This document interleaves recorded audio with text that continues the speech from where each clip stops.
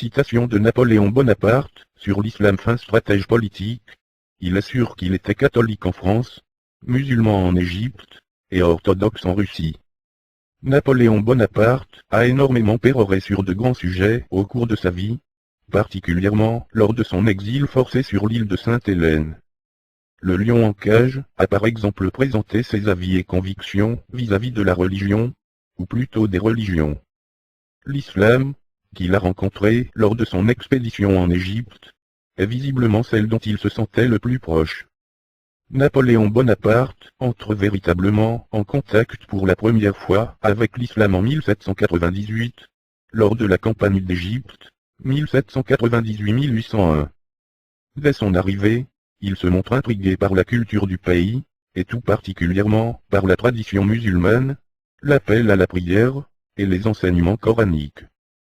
Certains voient ce rapprochement comme une stratégie, pour mieux s'imposer au sein d'un peuple musulman, et communiquer plus aisément avec les personnalités locales. D'autres pensent au contraire que Bonaparte est réellement fasciné par la personne de Mohammed, et touché par la ferveur religieuse. Dans une lettre datant du 28 août 1798, il se confie au cheikh El-Messiri, à Sainte-Hélène, il a le temps nécessaire pour revenir sur sa vie, et philosopher sur une multitude de sujets. Lors d'une correspondance, présente dans le journal de Sainte-Hélène, il parle des trois monothéismes. Moïse a reçu de Dieu un message pour guider les Hébreux sur le droit chemin. Mais conséquemment, ces derniers ont gardé pour eux seuls les merveilleux enseignements de Moïse, paix. Ils ont détourné ce message pour le confiner à une race d'élus de Dieu, au lieu d'en faire profiter le monde. Puis vint Jésus. Jésus a souligné une belle vérité sur Dieu.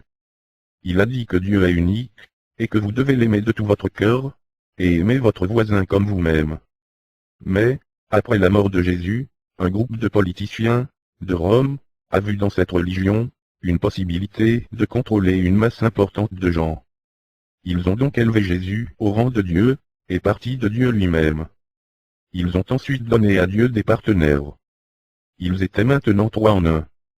Puis enfin, à un certain moment de l'histoire, apparut un homme appelé Mohammed. Et cet homme a dit la même chose que Moïse, Jésus, et tous les autres prophètes, il n'y a qu'un Dieu. C'était le message de l'islam. L'islam est la vraie religion. Plus les gens liront et deviendront intelligents, plus ils se familiariseront avec la logique et le raisonnement. Ils abandonneront les idoles, ou les rituels qui supportent le polythéisme, et ils reconnaîtront qu'il n'y a qu'un Dieu. Et par conséquent, j'espère que le moment ne tardera pas, où l'islam prédominera le monde, car il prédominera le monde. L'islam attaque spécialement les idolâtres. Il n'y a point d'autre Dieu que Dieu, et Mahomet est son prophète. Voilà le fondement de la religion musulmane. C'était le point le plus essentiel, consacrer la grande vérité annoncée par Moïse, et confirmée par Issa Jésus. Il n'y a pas d'autre Dieu que Dieu, et Mahomet est son prophète. Je suis, moi, musulman unitaire, et, que, je glorifie le prophète. J'espère que le moment ne tardera pas, où je pourrai réunir tous les hommes sages et instruits du pays, et établir un régime uniforme, fondé sur les principes de l'Alcoran, Islam, Da, qui sont les seuls vrais, et qui peuvent seuls faire le bonheur des hommes. Correspondance de Napoléon Ier, journal inédit de Sainte-Hélène, de 1815 à 1818, Galbaron Gourgaud, Napoléon Bonaparte, édition. Comme ici, 1847, t. 5, Affaires religieuses, p. 518, plus tôt, dans le même journal de Sainte-Hélène, dicté au général Gouraud, il est même possible de lire, voilà comment on abuse les hommes. Les religions sont toutes fondées sur des miracles, sur des choses que l'on n'entend pas, comme la Trinité. Jésus se dit fils de Dieu, et il descend de David / j'aime mieux la religion de Mahomet, elle est moins ridicule que la nôtre, aussi les Turcs nous appellent-ils idolâtres. Journal de Sainte-Hélène 1815-1818, Napoléon Bonaparte, édition. Flammarion, 1947, t. 2, partie 28, août 1817, p. 226. Lundi, 26. Nous lisons Mahomet. L'empereur le trouve faible, et de mauvais goût, bon pour les femmes de chambre, et les boutiquières. L'auteur a fait du grand Homère un Figaro, il croyait donc que les grandes affaires du monde se traitent toutes par l'intrigue. Toutes les religions, depuis Jupiter, prêchent la morale. Je croirais à une religion si elle existait depuis le commencement du monde. Mais quand je vois Socrate, Platon, Moïse, Mahomet, je n'y crois plus. Tout cela a été enfanté par les hommes. L'empereur m'accorde que la religion catholique est meilleure que la religion anglicane. Ensuite, l'empereur reprend l'ouvrage, le lit tout bas, et déclare que la religion de Mahomet est la plus belle.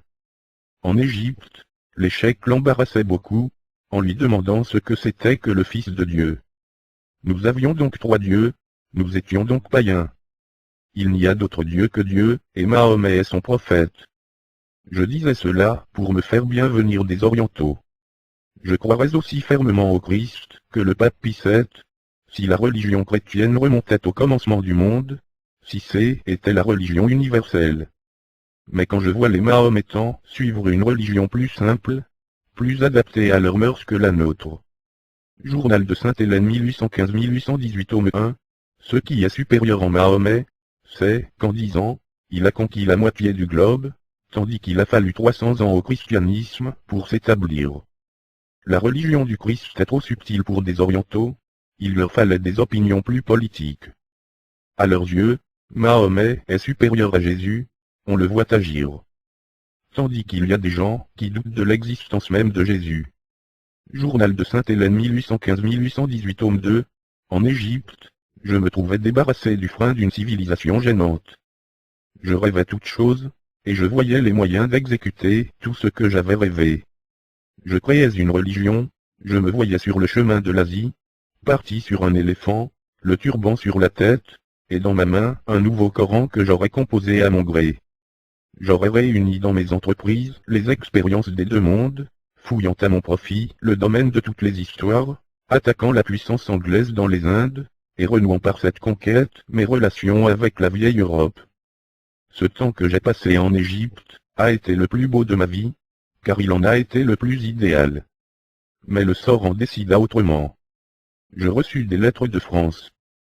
Je vis qu'il n'y avait pas un instant à perdre. Je rentrai dans le positif de l'état social, et je revins à Paris, où on traite des plus grands intérêts du pays dans un entr'acte d'opéra. Extrait du livre, Fondation de la République française, Histoire de 100 ans, p.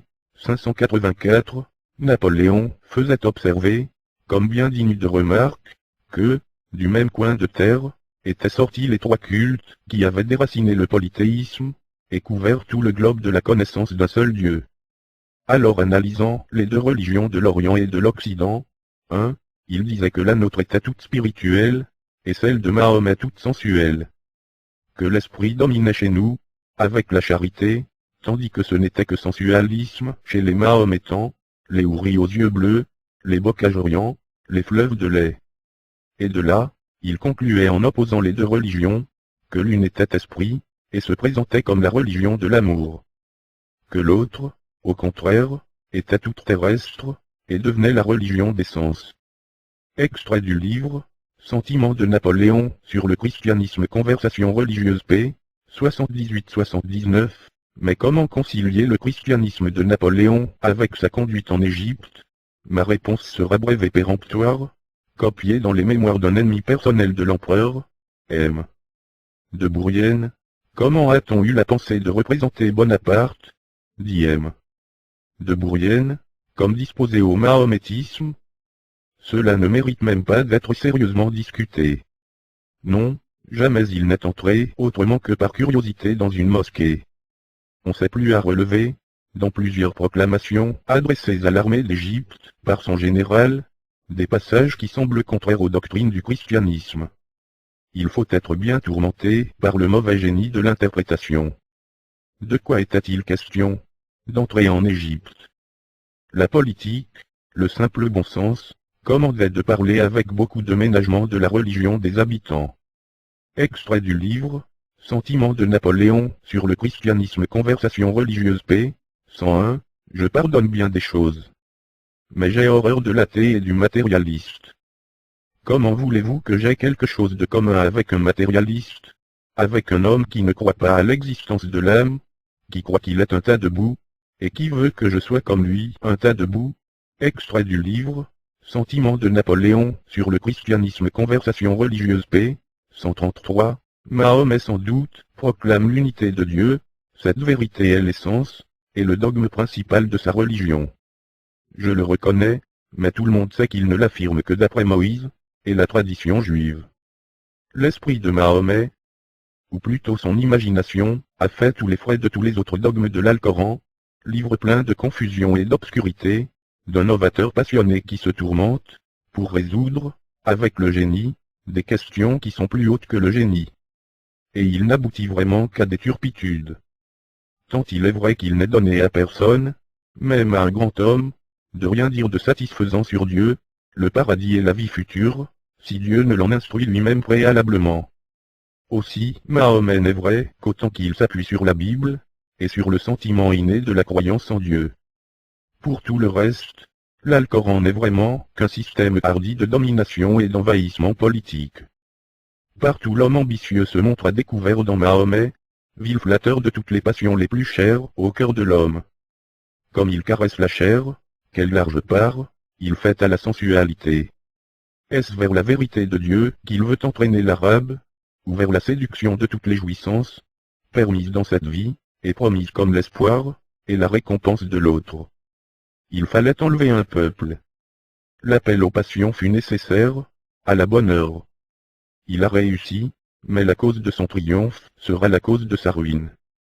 Tôt ou tard, le croissant disparaîtra de la scène du monde, et la croix y demeurera. Le sensualisme tue en définitive les nations, aussi bien que les individus qui ont la folie d'en faire la base de leur existence. De plus, ce faux prophète s'adresse à une seule nation, et il a senti le besoin de jouer deux rôles, le rôle politique et le rôle religieux. Il a effectivement conquis et possédé toute la puissance du premier. Pour le second, s'il en a eu le prestige, il n'en a pas eu la réalité. Jamais il n'a donné de preuve de la divinité de sa mission. Une ou deux fois, il veut s'étayer d'un miracle, et il échoue honteusement. Personne ne croit à ces miracles, parce que Mahomet n'y croyait pas lui-même, ce qui prouve qu'il n'est pas aussi aisé qu'on se l'imagine, d'en imposer sous ce rapport. Si le titre d'imposteur s'accole facilement au nom de Mahomet, il répugne tellement avec celui du Christ, que je ne crois pas qu'aucun ennemi du christianisme ait jamais osé l'en flétrir. Extrait du livre, Sentiments de Napoléon sur le christianisme conversation religieuse p.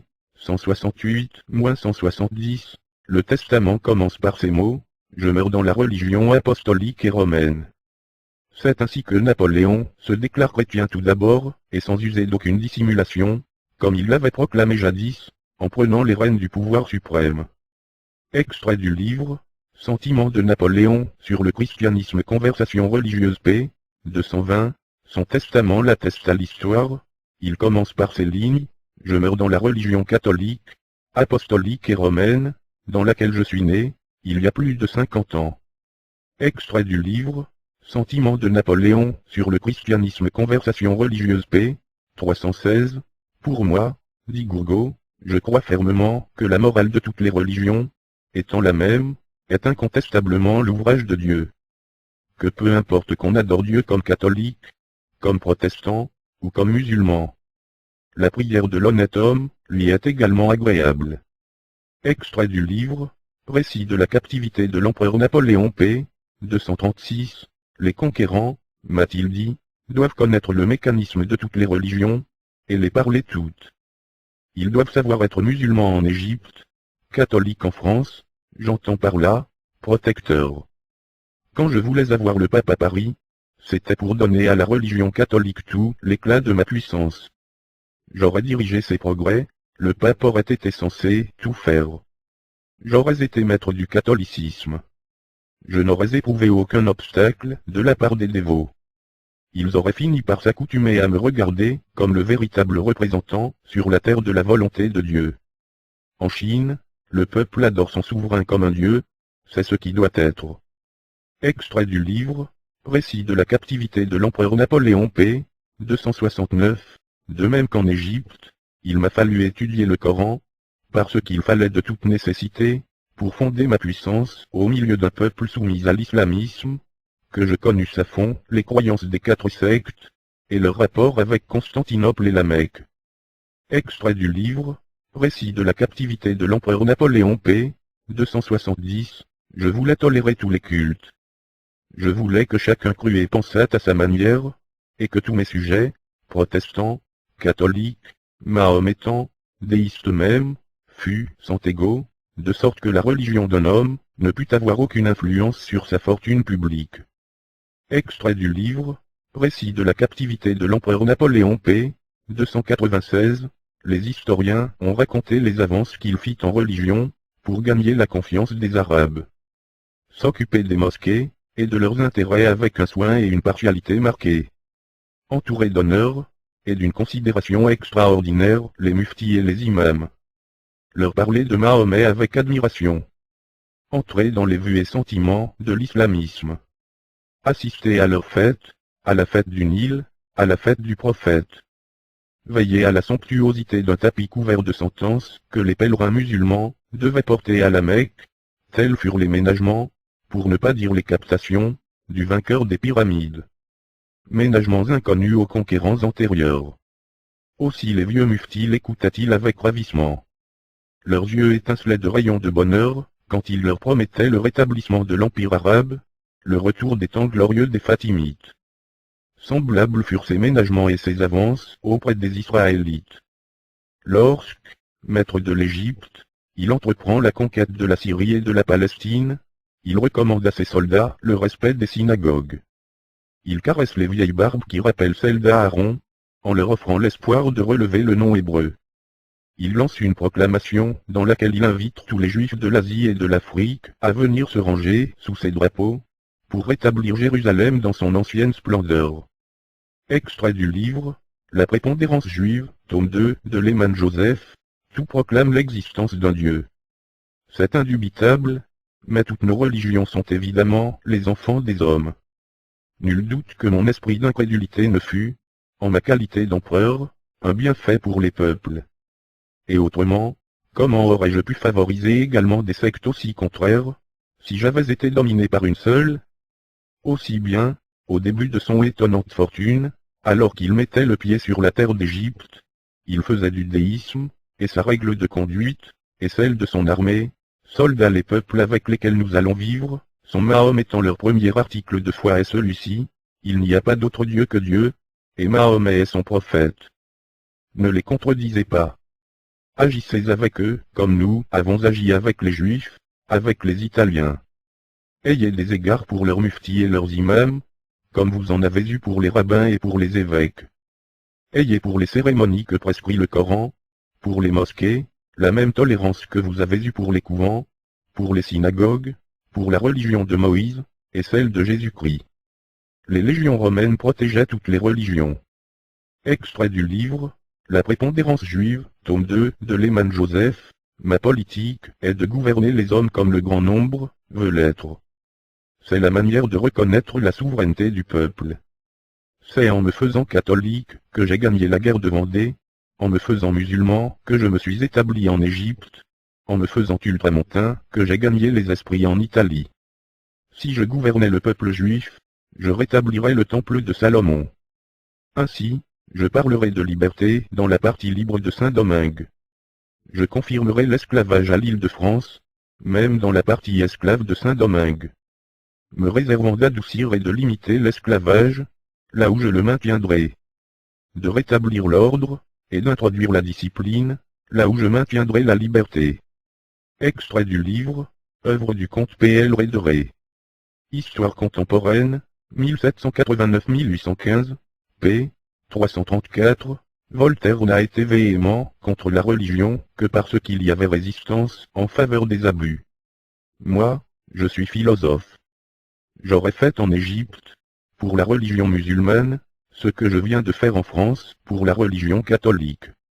Ce n'est pas que je sois indifférent à toute religion, c'est que je respecte la volonté du peuple, et les consciences. Nous ne savons, ni d'où nous venons, ni où nous allons. Il faut respecter l'opinion que chacun se fait et embrasse. Extrait du livre, œuvre du comte P.L. Rédéré. Histoire contemporaine, 1789-1815, p. 342, les trois religions qui ont répandu la connaissance d'un Dieu immortel, incréé, maître et créateur des hommes, sont sortis de l'Arabie. Moïse, Jésus-Christ, Mahomet, sont arabes, nés à Memphis, à Nazareth, à la Mecque.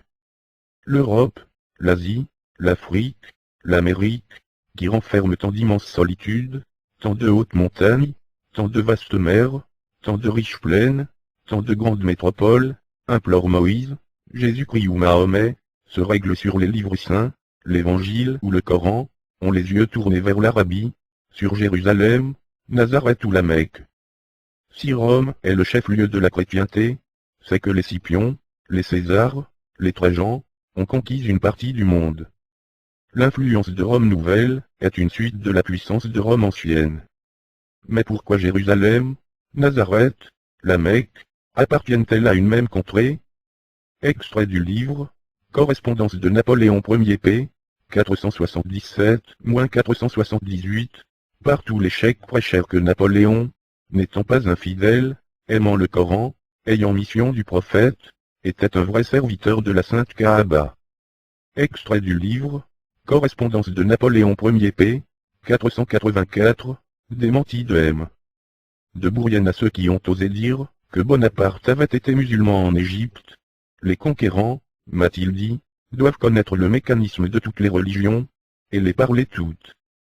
Ils doivent savoir être musulmans en Égypte, catholiques en France, j'entends par là, protecteurs. Quand je voulais avoir le pape à Paris, c'était pour donner à la religion catholique tout l'éclat de ma puissance. J'aurais dirigé ses progrès, le pape aurait été censé tout faire. J'aurais été maître du catholicisme. Je n'aurais éprouvé aucun obstacle de la part des dévots. Ils auraient fini par s'accoutumer à me regarder comme le véritable représentant sur la terre de la volonté de Dieu. En Chine, le peuple adore son souverain comme un dieu, c'est ce qui doit être. De même qu'en Égypte, il m'a fallu étudier le Coran, parce qu'il fallait de toute nécessité, pour fonder ma puissance au milieu d'un peuple soumis à l'islamisme, que je connusse à fond les croyances des 4 sectes, et leur rapport avec Constantinople et la Mecque. Napoléon Bonaparte, Napoléon est mort comme il a vécu, comme il a régné. Son testament, qui est une profession de foi, commence par ces mots, je meurs dans la religion apostolique, romaine, dans laquelle je suis né, il y a plus de 50 ans. L'empereur était chrétien par instinct, et par conviction, par suite de son éducation italienne, autant que par la nature de son génie particulier. C'est ainsi que Napoléon se déclare chrétien tout d'abord, et sans user d'aucune dissimulation, comme il l'avait proclamé jadis, en prenant les rênes du pouvoir suprême. Mais comment concilier le christianisme de Napoléon avec sa conduite en Égypte? Ma réponse sera brève et péremptoire, copiée dans les mémoires d'un ennemi personnel de l'empereur, M. de Bourrienne. Comment a-t-on eu la pensée de représenter Bonaparte, dit M.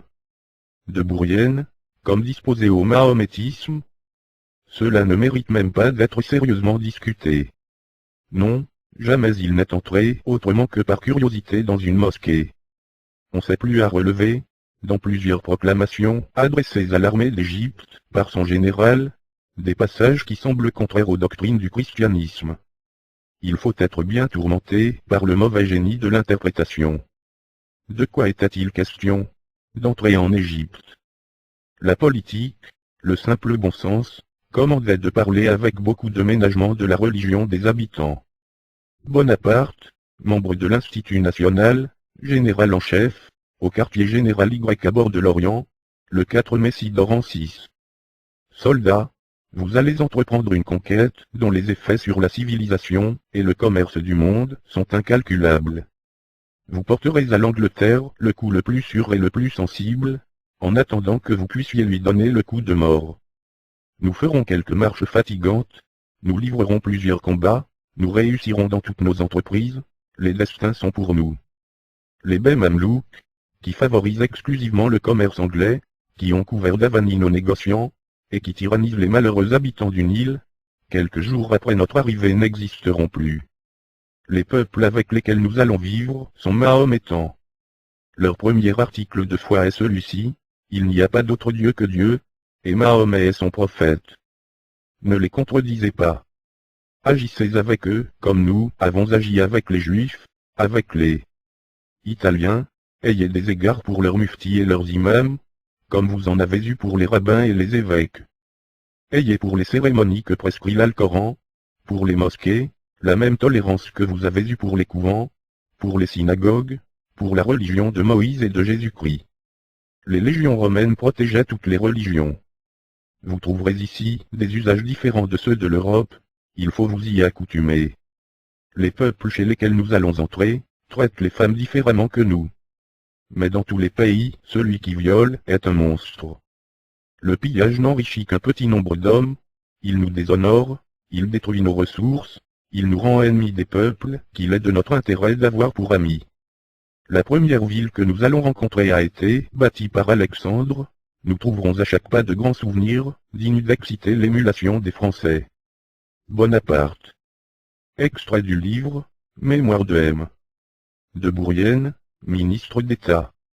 Sur Napoléon, le Directoire, le Consulat, l'Empire et la Restauration p. 76-77, ici, je dois placer une réflexion relativement à la proclamation que l'on a lue et à quelques autres que j'intercalerai dans mon récit, selon l'ordre des temps. On sait plus à y relever les passages, qui semblent contraires aux doctrines du christianisme. Il faut être bien tourmenté par le mauvais génie de l'interprétation. De quoi était-il question? D'entrer en Égypte. Or, qu'y eût-il eu de plus absurde que de se présenter la croix dans une main, le glaive de la persécution dans l'autre, et en proférant de menaces contre l'islamisme?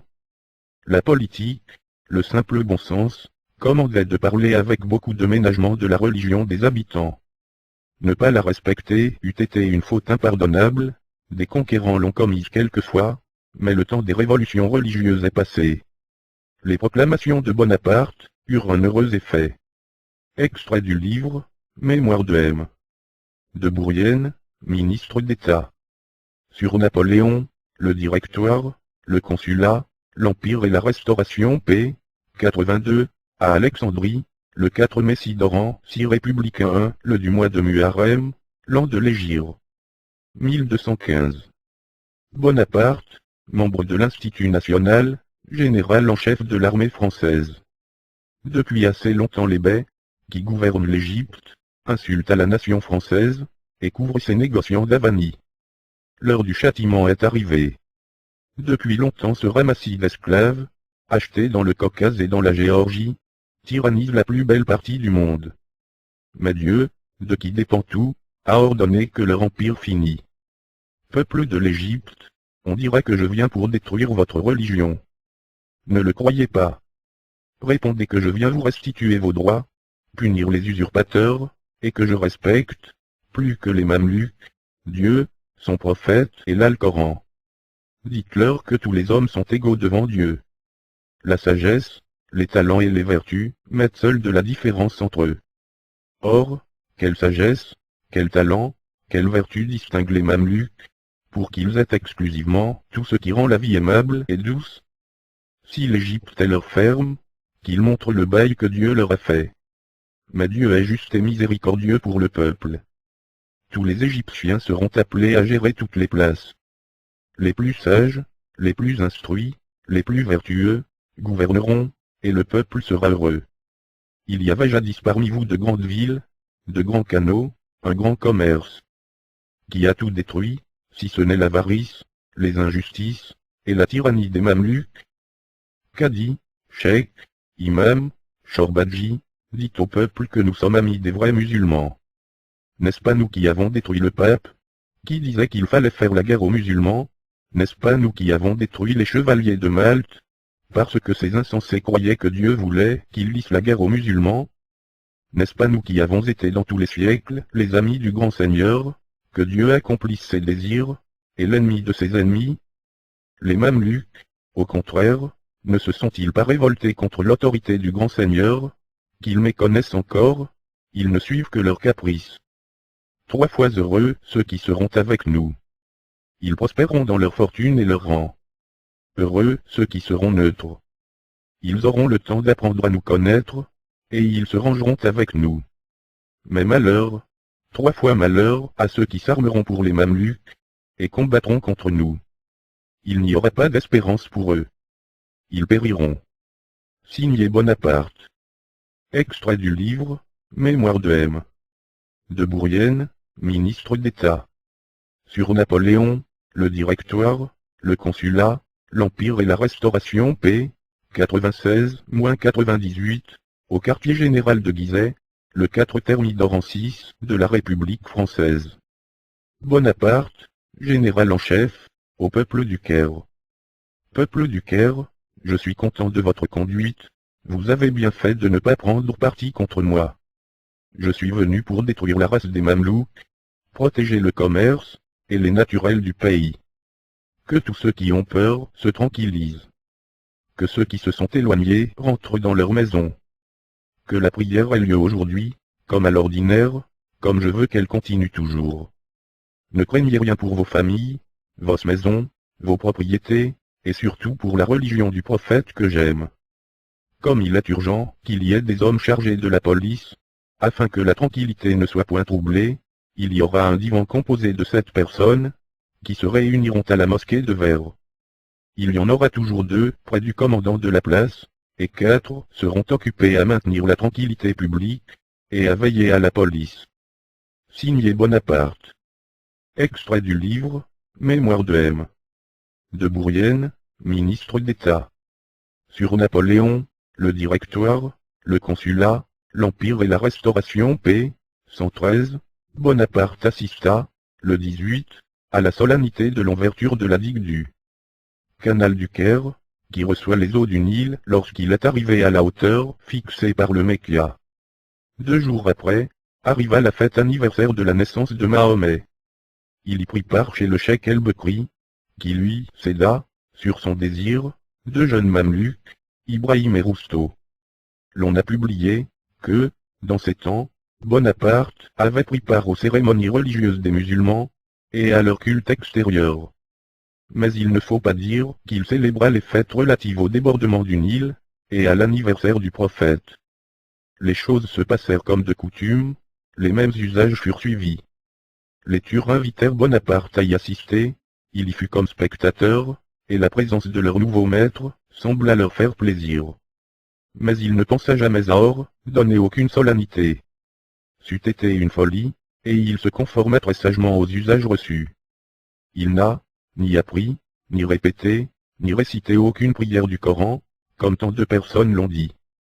Comment a-t-on eu la pensée de nous le représenter dans certains ouvrages, comme disposé à admettre la doctrine antisociale de la fatalité, la licence de la polygamie, et les doctrines absurdes du Coran?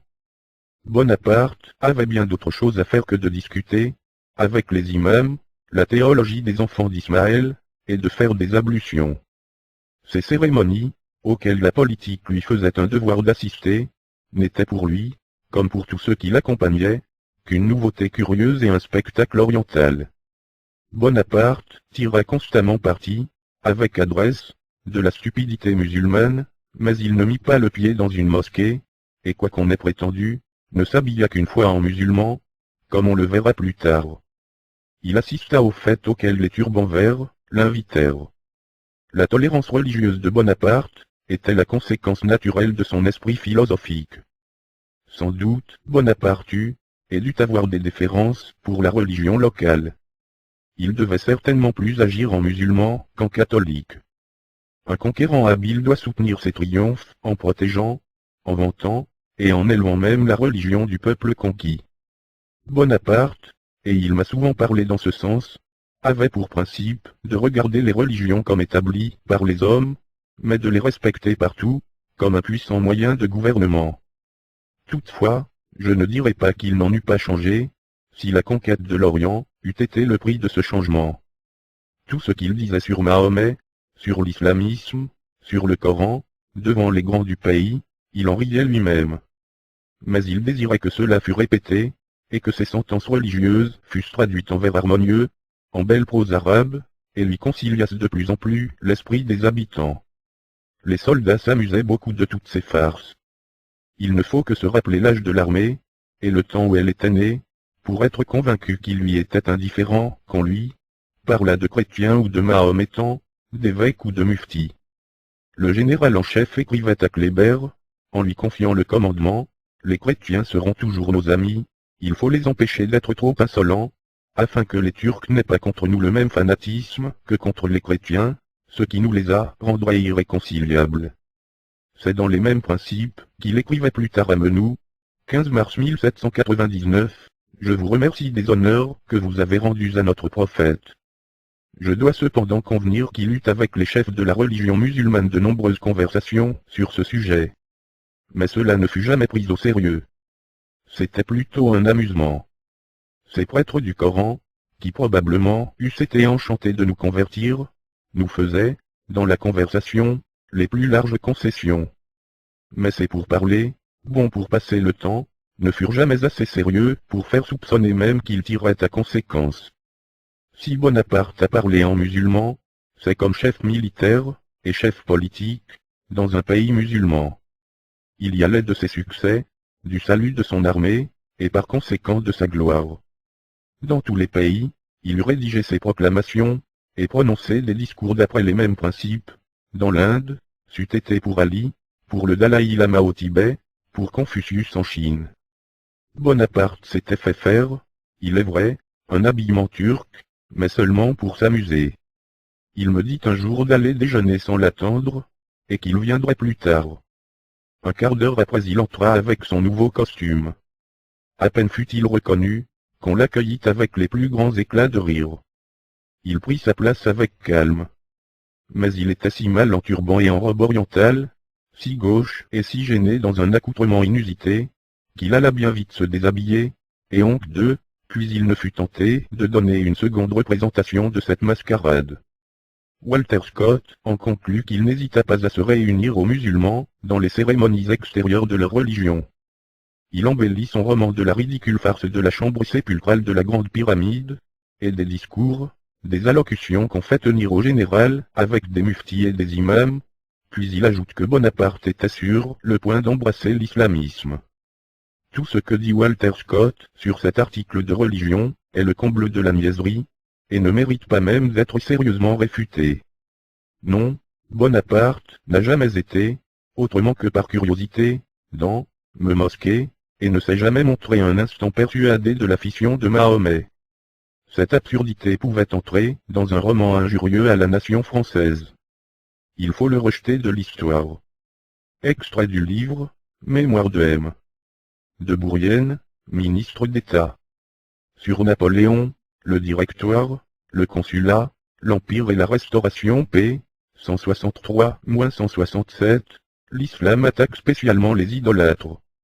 Il n'y a point d'autre Dieu que Dieu, et Mahomet est son prophète. Voilà le fondement de la religion musulmane.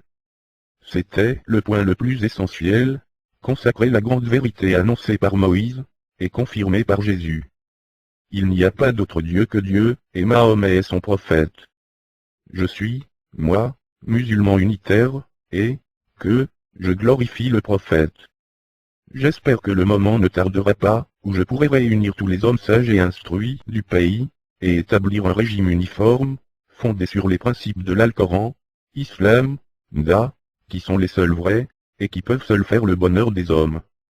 Correspondance de Napoléon Ier tome 5 pièce numéro 4287, du 17 juillet 1799, à l'évidence, Napoléon Bonaparte était l'héritier des Lumières, et de la révolution anticléricale, confiant dans le formidable progrès de l'esprit humain.